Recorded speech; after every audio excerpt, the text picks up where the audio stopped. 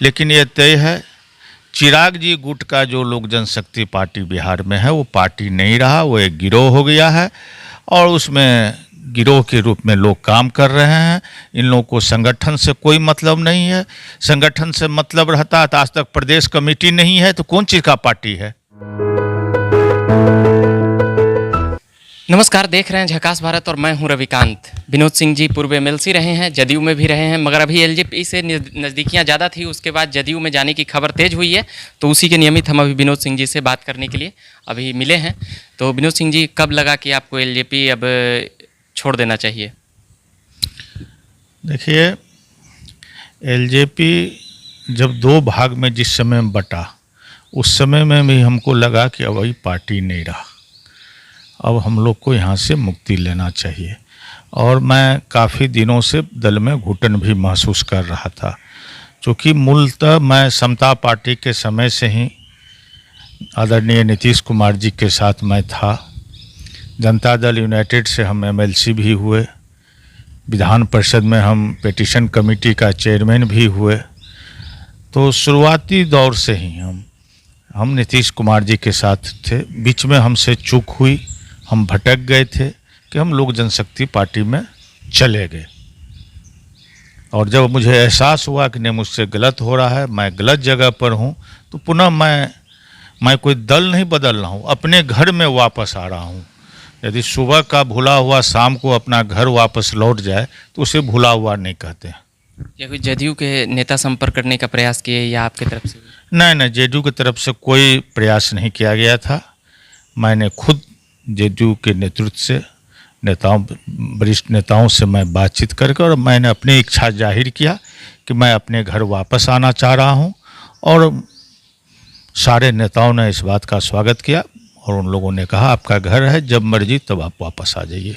4 दिनों पहले तक चिराग पासवान के साथ थे, उसके बाद फिर जिस प्रकार से मीटिंग और बैठकों में आप चिराग पासवान जी के साथ नज़र आ रहे थे, उसके बाद मतलब क्या कुछ हुआ वहाँ पर? किन लोगों से आपके परेशानियाँ हुई या क्या कुछ कमियाँ देखी गई? देखिए, दो बात है। एक तो जो लास्ट बैठक हुई थी 13 तारीख को उनके आवास पर, 12 तारीख को बरसी कार्यक्रम था, 13 को बैठक हुआ था। उसमें जिलाध्यक्ष और प्रत्याशी को रहना था।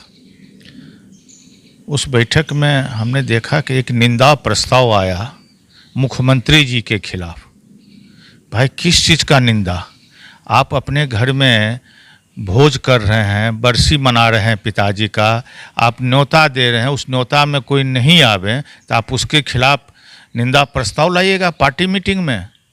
और यदि निंदा प्रस्ताव लाना ही था तो देश के कई बड़े बड़े नेताओं को भी आपने आमंत्रित किया, वो लोग भी नहीं आए, उनके खिलाफ भी निंदा प्रस्ताव लाते। आपके परिवार के सदस्य भी नहीं पहुंचे थे, उनके खिलाफ भी आप निंदा प्रस्ताव लाते। तो हमको लगा ये बरसी नहीं, यहाँ एक राजनीति हो रहा है। और मैं उसी समय में उसी तत्क्षण हमने तय कर लिया कि इस दल में अब रहना कहीं से भी उचित नहीं होगा। और उसके तुरंत बाद हम जेडीयू के नेताओं से, वरिष्ठ नेताओं से हमने संपर्क किया, बात किया और हमने निर्णय ले लिया कि हम वापस घर आ जाएंगे। नीतीश कुमार जी के खिलाफ जब वो ज़्यादा प्रखर हो गए तो फिर आपको लगा कि अब नीतीश जी के खिलाफ वो प्रखर हो गए, वो बात नहीं है। बात है कि आपके भोज में नहीं आए तो उसके चलते आप निंदा प्रस्ताव ला रहे हैं, ये बहुत ही शर्मनाक बात है। आपने 4-5 नेताओं का नाम भी लिया है, चिराग जी के साथ रहते हैं, वो पार्टी को बढ़ने नहीं देंगे, ऐसा भी कुछ? जी, मैं किसी नेताओं का नाम नहीं लिया हूँ, कोई भी नेता का नाम नहीं लिया हूँ। लेकिन ये तय है, चिराग जी गुट का जो लोक जनशक्ति पार्टी बिहार में है वो पार्टी नहीं रहा, वो एक गिरोह हो गया है और उसमें गिरोह के रूप में लोग काम कर रहे हैं। इन लोगों को संगठन से कोई मतलब नहीं है। संगठन से मतलब रहता तो आज तक प्रदेश कमेटी नहीं है, तो कौन चीज़ का पार्टी है। 4 आदमी को आप पद दे दिए तो इससे पार्टी नहीं ना चलता है। यहाँ तो कोई संगठन है नहीं। जनवरी में आपने कमेटी भंग किया, आपने कहा 2 महीना के अंदर हम अपना कमेटी का पुनर्गठन कर लेंगे। 9 महीना बीतने जा रहा है, आज तक आप प्रदेश का कमेटी नहीं बना पाए।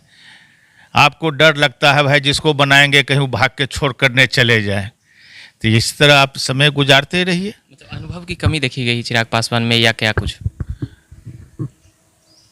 यहाँ जो बिहार में जिनके हाथ में दिया गया है बागडोर, जिन लोगों के हाथ में, वहाँ सब में अनुभव का कमी है। कोई लोग उसमें से पॉलिटिकल नहीं है, राजनीतिक नहीं है।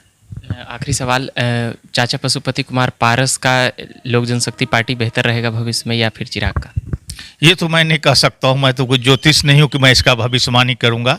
हमारे दोनों लोगों के लिए शुभकामना है। चलिए, विधान परिषद में विनोद सिंह जी आए, धन्यवाद। और तमाम पॉलिटिकल अपडेट्स मैं लाता रहूँगा, बतलाता रहूँगा। धन्यवाद।